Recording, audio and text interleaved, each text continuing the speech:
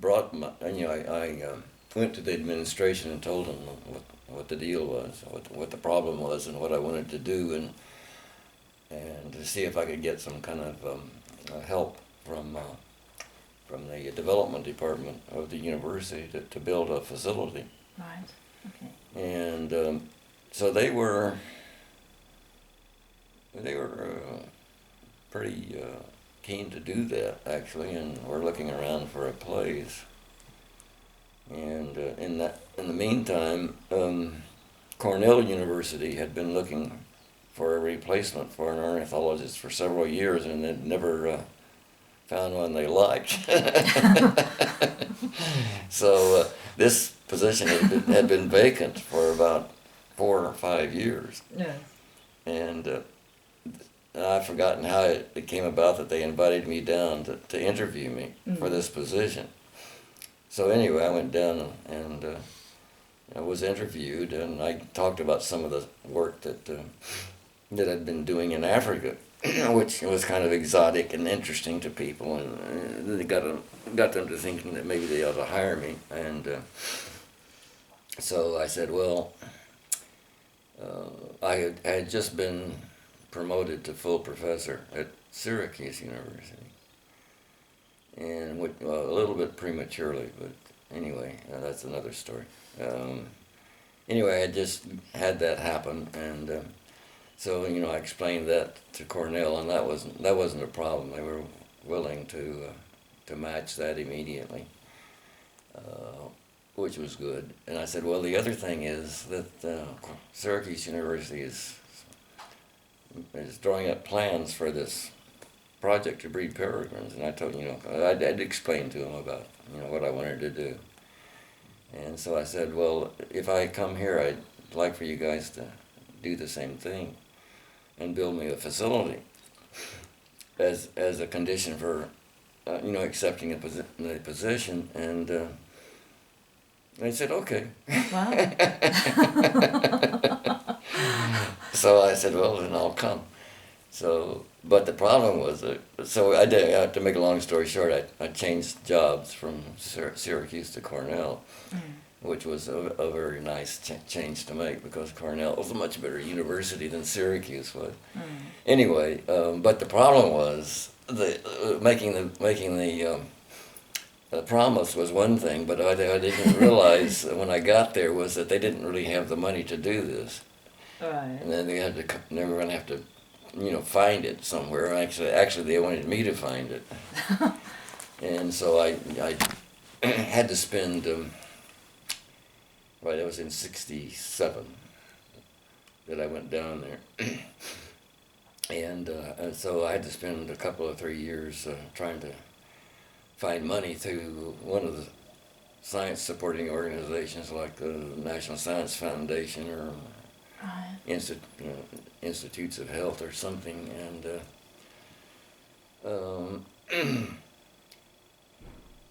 we actually, and then there were a couple of other professors who were interested in facilities for keeping live birds.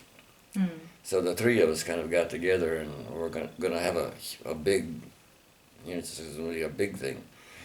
It would take care of any kind of birds that anybody wanted to have in captivity. And we submitted a grant to National Science Foundation, and they came out and did their review, and this committee came and they looked at everything, and so to make a long story short, they approved it, but that was about the time when the government started cutting back on supporting science, and it turned out again that the National Science Foundation didn't have the money to back up the approval. Oh. So by that time I was getting a little bit disturbed, but then all of a sudden, lo and behold, the university got a huge grant from the IBM Corporation, International Business Machines or whatever the thing was. Anyway, a huge business operation, and they just gave them a blank sum of money. I don't even remember how much it was now, but it was several $1 million for building anything I wanted to build. And so they ended up giving me the money I needed, which was $150,000, to build this barn, essentially a bird barn, which is how I got started. And so that happened in 1970. Mm. 1970, we moved in just at the end of the year. I had been accumulating birds before that, though. I had a big barn on my own property that I had kind of converted into a mews, multiple mews for raptors. And so we were able to put half a dozen or so pairs of peregrines into that building immediately. And it was it had a 40 room, 40 chamber accommodation. That is accommodation for 40 breeding pairs of birds. And it took us another several years to actually fill that up with peregrines. But in the meantime, we were still in the process of trying to learn how to do it. How to breed them the best way. So we used a number of other surrogate species in the meantime, like Harris's hawks, which turned out to be very easy to breed, as we all know now. and some other species some other non-falcon species, and then some falcons like prairie falcons and gerfalcons, which were the jurors were confiscated birds from Canada that somebody had taken illegally. And so we learned, we brought back a pair of lanners from Africa when I was there, and one of my graduate students bred them successfully. I had a pair of golden eagles that were, well, in fact, this was the first pair of golden eagles that was artificially inseminated, and we got 2 young from artificial insemination of a golden eagle. And so, things like that were going on while we were trying to build up the stock, the peregrine stock. In the meantime, we were trying to get permits to take some birds from the wild, which we were successful in doing, except there were none, of course, left in the east. By that time in the eastern United States, they were totally gone. They were extinct from the Mississippi River to the Atlantic coast, and from Canada south to Georgia. And so we had to get birds that were not native to the region that we wanted to restock, which caused a little bit of a uproar too, but we managed to get over that eventually. I don't go into all of that, but there's a lot of politics there. Takes a certain amount of courage to keep going. So anyway, by hook or crook, we built it up, and then we got like I say, falconers donated a number of their birds to us to use. So that between the several different avenues of accumulation, we filled the building with peregrines eventually, and we had our first breeding success with them in 1973. We produced 21 peregrines that year from, I think, 4 pairs. And then at the peak of the operation, a few years later, we were producing somewhere between 50 and 100 young a year and releasing them. We started releasing them in, we did a trial hacking experiment in 1974, the second year we had production, and then it just built up from there. Now, you're talking of releasing peregrines. Mm-hmm. Did you face any issues in in releasing them? I know in this day and age to release anything requires jumping through hoops and legislation and yeah. Of course, the peregrine was put on our endangered species list in 1972, I think it was. Right. No, what am I talking about? Well, that was there were three versions of the Endangered Species Act. Okay, Yes. there was the first one meant nothing in terms of actual protection. The second one was a little bit stronger, and that was the one that was in 1969, and that was the one under which the peregrine was originally placed in 1970. And then in 1972, the real Endangered Species Act, the one that exists at the present time, came into existence, and it provided all kinds of heavier restrictions and fines and all that stuff, and provided a mechanism for nonprofit organizations to obtain funds from the Endangered Species Program to do work, release work or whatever, reintroduction type work. And so we got into that, but and that helped out quite a bit. But originally I had, was a professor, so I was used to getting grants to do science, and I thought that would be the way I could support it when I first started out. But then it quickly turned into more of an applied kind of science than pure science. Right. And so most of the science supporting institutions weren't really interested in what we were doing, although I did get support for first 4 years from the National Science Foundation.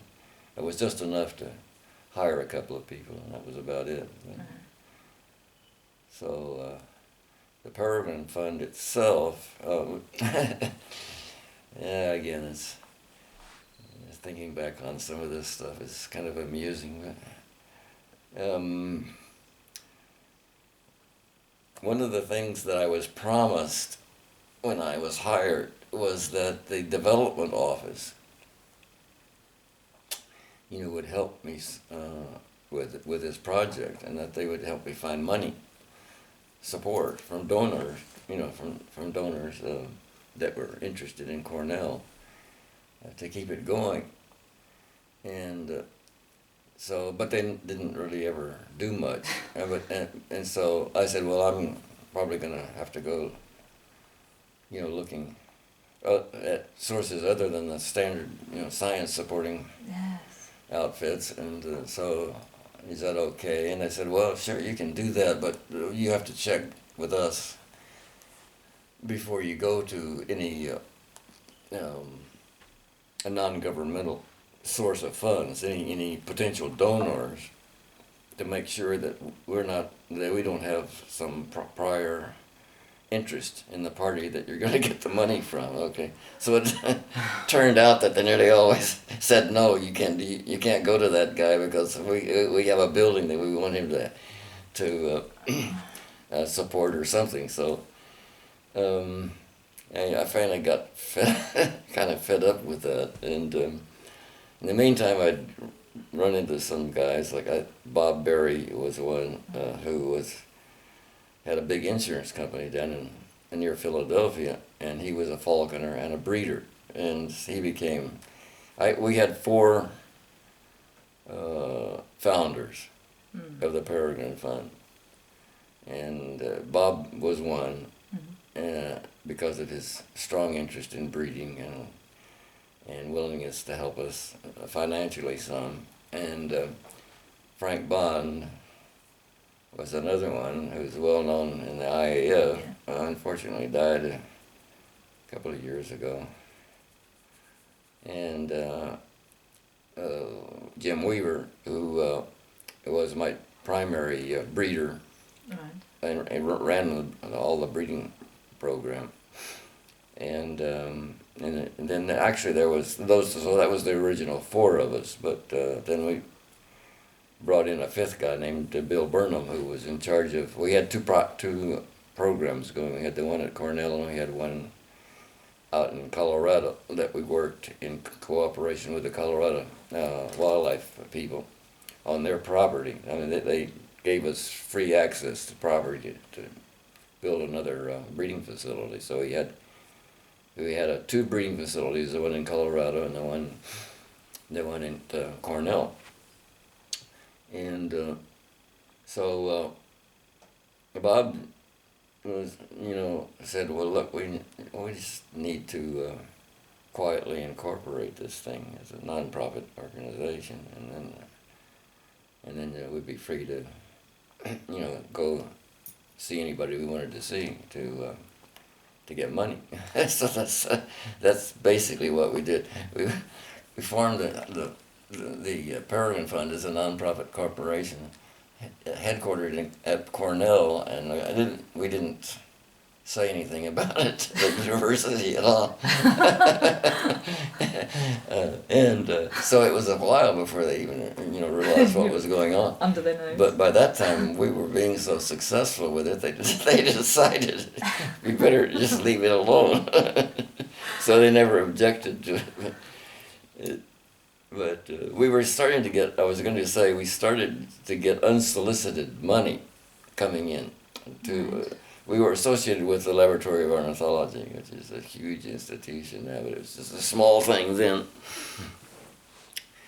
And people started sending in money to the Lab of Ornithology for the peregrine work, just unsolicited. And so we thought, well, gee, if people are just willing to do that without being asked, what could we get if we asked?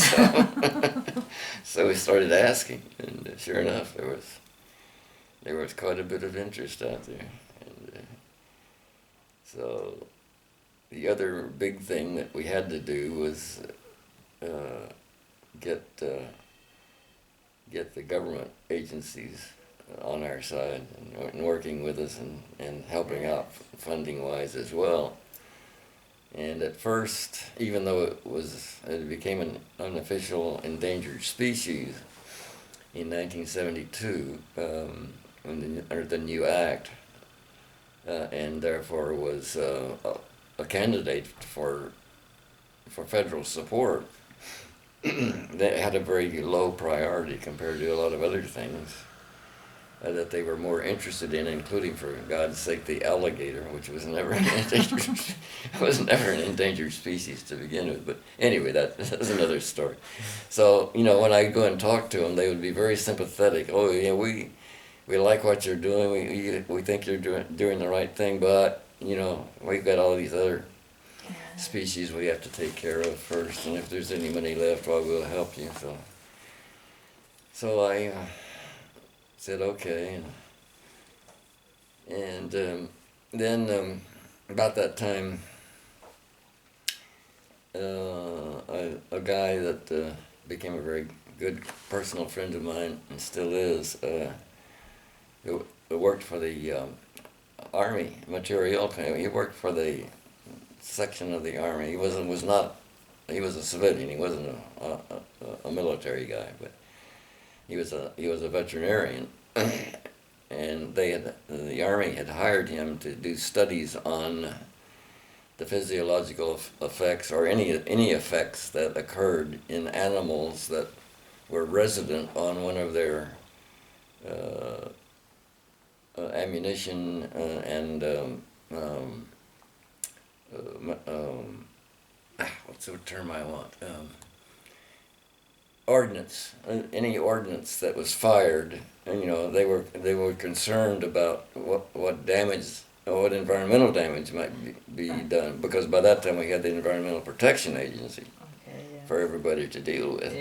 And so they were concerned about what they might be doing to the peregrines, or particularly to bald eagles, because they had bald eagles nesting on this property in Maryland, and so this guy Scott Ward, he was working on turtles, among other things, to see what impacts they might have, and he said, but he was a trapper, He was a bander and a trapper, and he trapped peregrines on Assateague Island, which is a famous migratory route for peregrines in the fall coming out of the Arctic.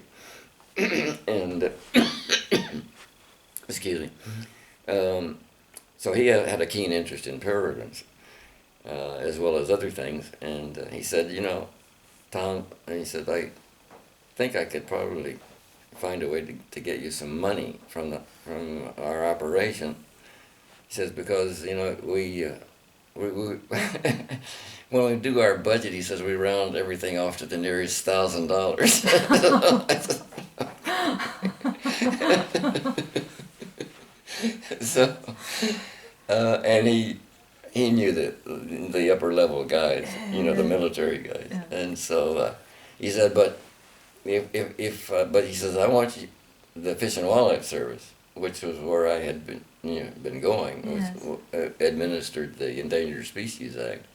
He says they have got to match the money. So he said, if you can get them to match the money, I'm pretty sure I can talk my superiors into to finding, you know, maybe $15,000 or $20,000 or something like that, you know, which is, you know, nothing for them in the military. He says, but you've got to convince the Fish and Wildlife Service to do the same. So I went back, to make a long story short, I went back to the Fish and Wildlife Service and gave them a story that they couldn't refuse, you know. So they matched it, and I ended up with about I think $30,000 or $40,000. That went on for 2 or 3 years. So that was the first entry of the Fish and Wildlife Service and the Department of Interior into supporting endangered species work for the peregrine.